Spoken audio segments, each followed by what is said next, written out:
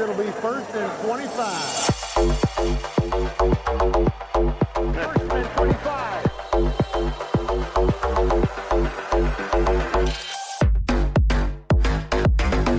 1st and 25.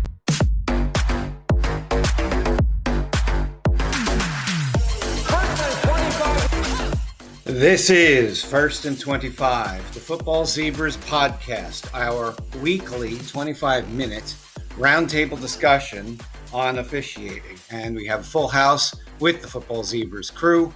I'm Ben Ostro. We also have Mark Schultz, Cam Philippe, Chris Soibert, and Pat Weber. So I want to hit a couple of quick items right off the bat, and then we'll get into some lengthier discussion later. We want to go over and touch base on something we covered last week, which was the T formation quarterback and whether or not when there's motion, he's got to be set for a whole second, and how that all transpired. We went into what the delays were in trying to actually get that call, and even eluded me the fact that we have two different quarterbacks that are going to be keyed on, so the referee has to transition off of that. So it was piecing that all together at the end of the play. Dan Campbell, the Lions coach, then decided late in the week that he was going to add to the debate that replay made the decision here, and that is actually not how this transpired. When we look at what happened on the field, we can see that there was a discussion. There was something that he brought out of that it was not admitted to by the crew.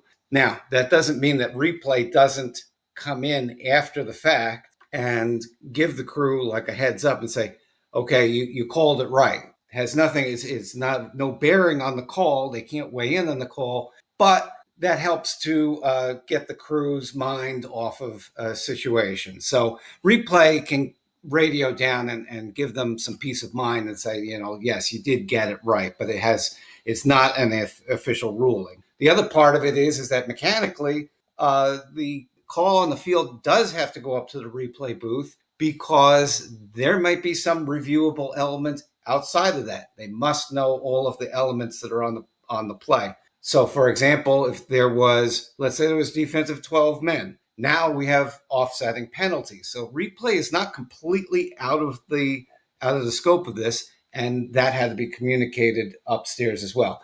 So I don't know what Dan Campbell is trying to imply there, but the call really came on the field. It did not come from somewhere else. So let's move over to week 7 action, and we have just on Monday, we had a suspension laid down that came out of nowhere, supposedly. Dre Greenlaw for the Broncos decided that he had some words for Brad Allen after the game and after the game-winning field goal, chased him down. And we saw that Brad Allen threw a flag on that. There was really nothing to enforce in this particular situation, just like we saw previous week with Brian Branch. There's nothing to officiate there. So 1 week suspension, but we covered this last year, but we can touch on this a little bit about when that game is over, the game is over, and there's really nothing for the officiating crew to handle at that. Well, there's nothing for the crew to handle. There's no penalty to enforce. There's no, even if it's an ejectable offense, there's no ejection to hand out.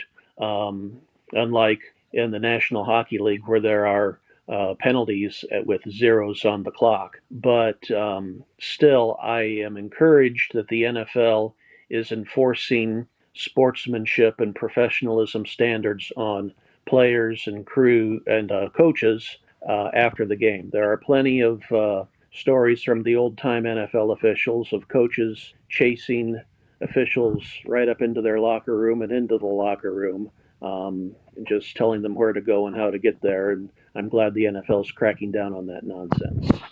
Yeah, I mean, essentially all Brad Allen can do is send his report into the league and say, hey, this is what was said to me. These are the actions that the player took.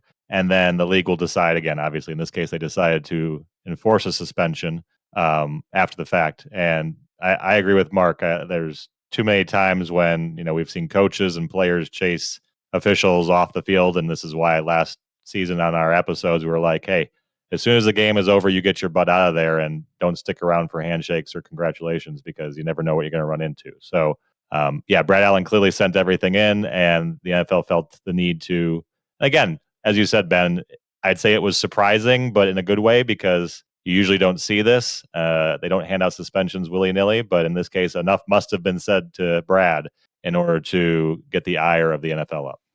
And to the point of getting out of there quickly, when we had the Brian Branch situation, Lions and the Chiefs last week, it was starting to erupt. Even there was not zeros on the clock. So the crew was kind of standing by in a way that there really was nothing to do but observe. They're not there to pull it apart at that point. They can't throw flags and stop the clock. They just really have to let the clock run out.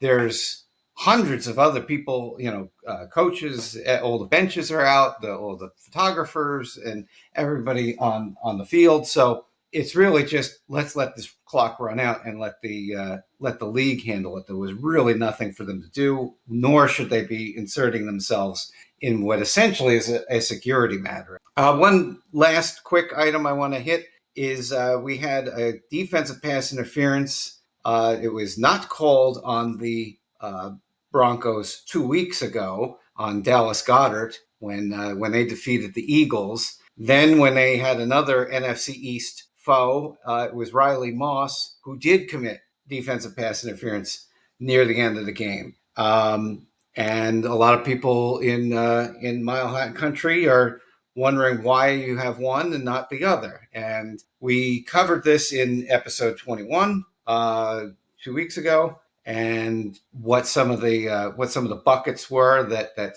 defensive pass interference fall into. But let's take a closer look at what happened to Riley Moss against the Giants as opposed to what happened 2 weeks ago against the Eagles. So on this one, we kind of had Riley Moss kind of play this off as if there was really no contact here, but as I had written in our live blog, the damage was done when he tried to cover what he had done in that act. So he, again, like we have mentioned in the past many times, pass interference can fit into a number of different categories. We want to categorize pass interference, both offensive and defensive. In this case, it kind of falls into that grab and restrict category. But the funny thing about this one was Moss kind of turned back to look for the ball. And that's usually one of the telltale signs of, okay, that's an indicator of no DPI, because if the defender is either making a play on the ball or is turning back looking for the ball, they're usually absolved. But in this case, he had already committed the illegal act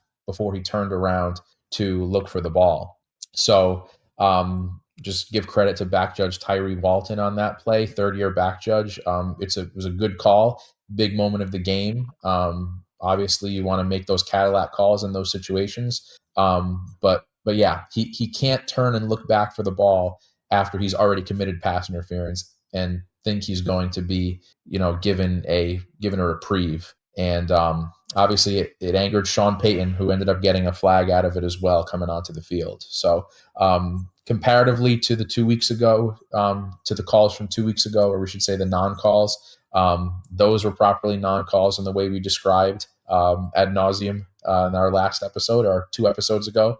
But this one, it does fall into one of those DPI buckets, even though he was trying to clear himself after the fact. Yeah, not to get too deep into the weeds on what Sean Payton did, but coming onto the field and especially coming down to the 5-yard line or near the end zone, argue call is as automatic as it gets for UNS on a head coach.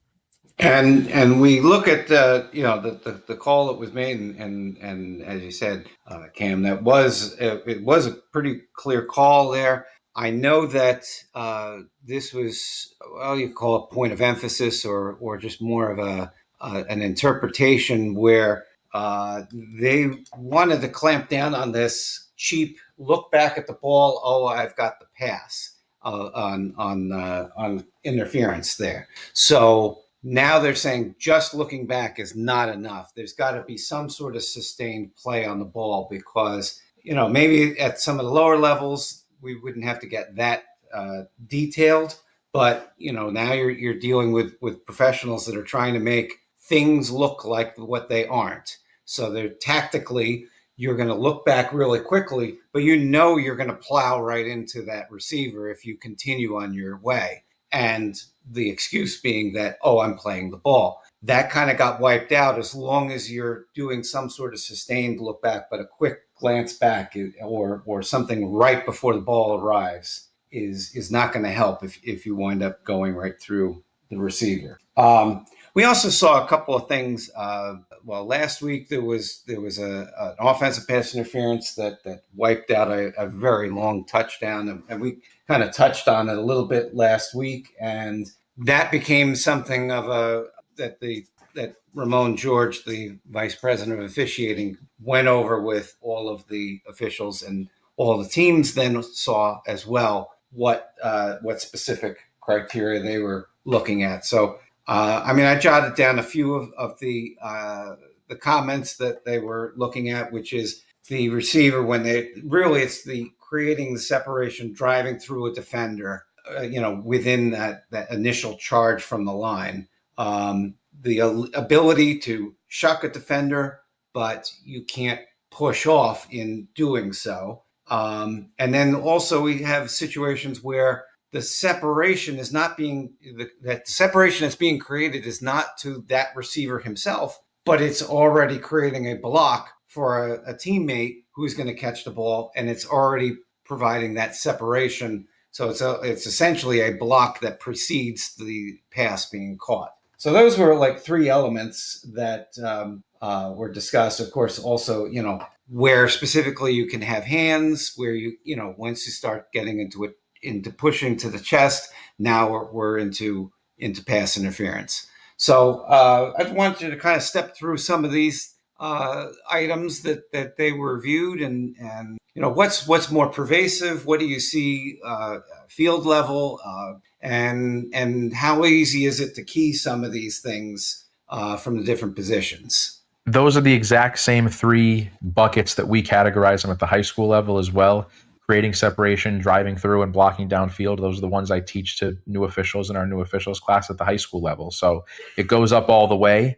And yeah, so in some of these examples that we had seen being communicated to both the officials and the teams, we have these designed plays that look like accidents. And that's really the skill of the professional game, to try to, as you said, Ben, tactically find a way to make something appear as if the contact is incidental, where just going over film work is going to be the best way to identify these tactics.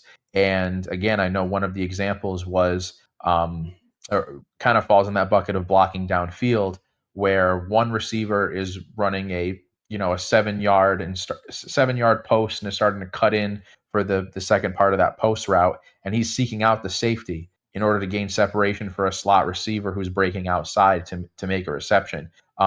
You may not think on first glance that it's a deliberate tactic, but it's what's being coached now in order to get around this. So again, just like we categorize our DPI, we categorize our OPI as well. And it's getting more and more difficult to detect these tactics, which is why I think Vice President Ramon George is doing a great job with putting these examples together, really focusing in on, hey, this is something that is trying to be done to game the system, to act in a way to make it seem as if it's an incidental move, but in actuality, it's a designed play. It's initiating contact and trying to either, like we said, create separation, drive through a defender, or block downfield.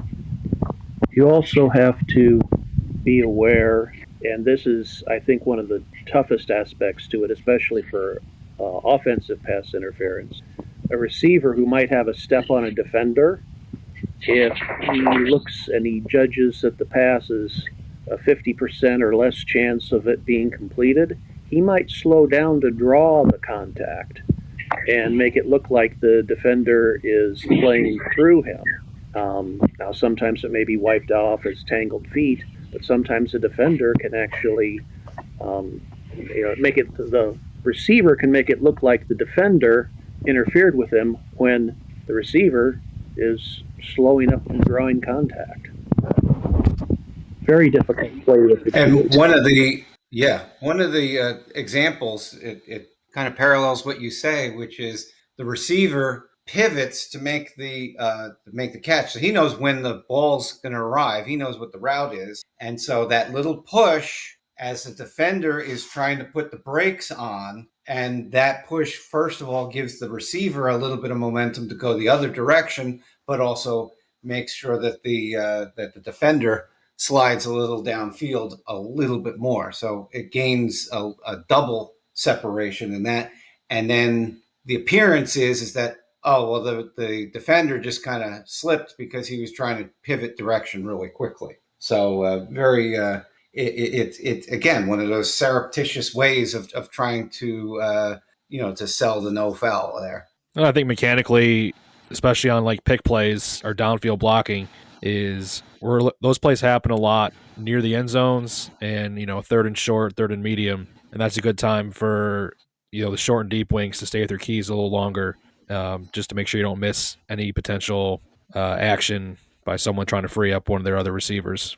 And the one thing that also comes into play, I mean, we have we have to worry about whether the ball is in the air or not for defensive pass interference, but offensive pass interference it starts from the snap until the pass is completed. So that opens up a little bit of a window there where you're not having to key on where the ball is at that particular point, as is with defensive pass interference. But then again, that also means that there's more road to hoe there to keep an eye on more of these tactics for a longer stretch. The longer the play goes, the longer that stretches out, and probably when there's scrambling going on, it does lead to some antsiness with the receivers. So let's pivot now to our last topic in the final minutes that we have, and it started with a situation that we just caught out of the corner of our eye when the TV came back from break, and Bill Vinovich, the referee, is in the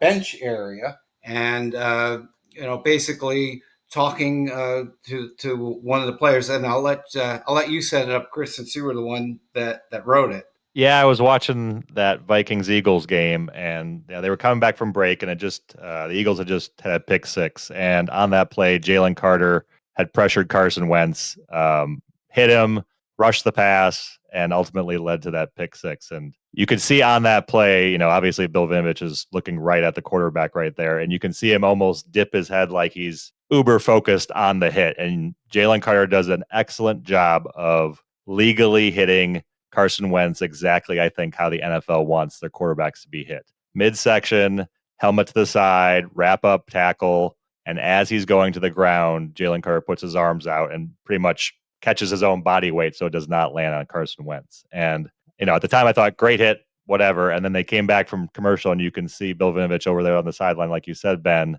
basically giving kind of the signal of putting his hands out to the side like, hey, Jalen, you did a really good job keeping your body weight off of Wentz, and that's why you didn't get a flag thrown on you for roughing the passer. And you can see Bill almost kind of smile at him and laugh, and that brought up a big discussion between us all of the importance of preventive officiating and giving positive feedback to players when they do a good job of not fouling. And I think it's super important at the high school level, especially with young kids who are doing their best to make plays on a varsity team or even JV or freshman.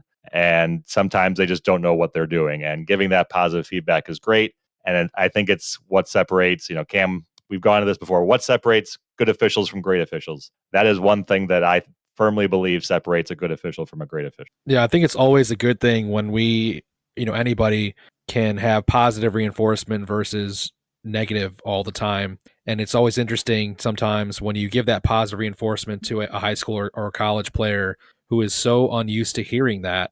And you can tell how it has a positive effect when you're encouraging them to play in that manner and having a good legal play and just keep doing what they're doing. I've done that out on the field a couple of times, saying, good hit, 44, nice job. That's what we like to see. And Jim Tunney spoke of it in his book, too, that he would say, a defender would veer off at the last second and not hit the quarterback, and he'd tell the player, "Smart move. If you would have hit him, that would have been 15 yards." So positive reinforcement is always a good thing. And Pat, you're right. A lot of negative reinforcement many times out there on the football field with these players, but and unfortunately, a lot of it from us when we start throwing a flag. But always positive reinforcement from the officials is a good thing. And good job, Bill Vinovich. And Cam, we have a clip that we've run several times through the years. We recorded it, or we pulled it from NFL Films in 2014, and it was line judge Tim Pedraza, who was talking with 49ers tight end Vernon Davis on the sideline. Basically, it was where he was lined up, and it was kind of pushing the line. And we'll take a listen to that. It's right there. Yeah, they're talking. Listen, babe. On trips, you pressed up the line of scrimmage. You make your tackle look like he's further back than he is. One though, my line that. So yeah, you over here. I'm checking with you guys at all times. I know, but you're really pressing. I can get you to back up some. Just go like this. I was gonna point. Yeah, you went like this. Now check at you again. Right? You give me the okay. All right. Now we're sitting. Gotcha. So in this situation, we have a line judge comes to the sideline during a stoppage. It says, "Look, you got to keep an eye on where I am. You're pushing it. You're in that gray area, and we're not. I haven't thrown the flag now, but now I'm talking." Yeah, exactly. So these talk to moments are really critical in trying to prevent slowing down the game with fouls, and just essentially we're not coaching the players, because I know at least at the high school level coaches don't like that.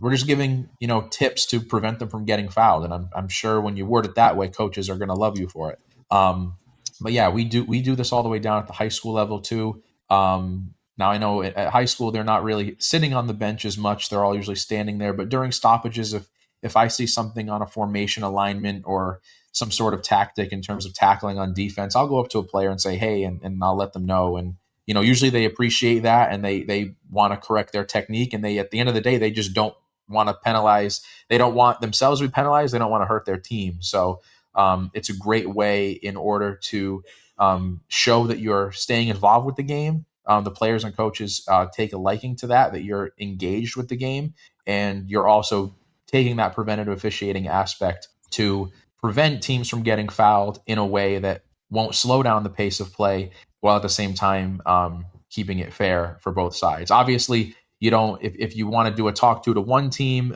you want to make sure that if you can get into the other, make it look like you're not helping out one side, because that's never what we're trying to do with this. More so, get the players and coaches in line with proper technique, whether that comes to something as simple as alignment or something more complicated like tackling technique. And I think that fascinates people that haven't officiated, fans that realize that it's not flags that are the only ways that officials communicate to the players on the field. There's a lot of conversation in between, keep it clean, move aside, get back to your huddle, everything to keep everybody, out of trouble, keep, some discretion on there.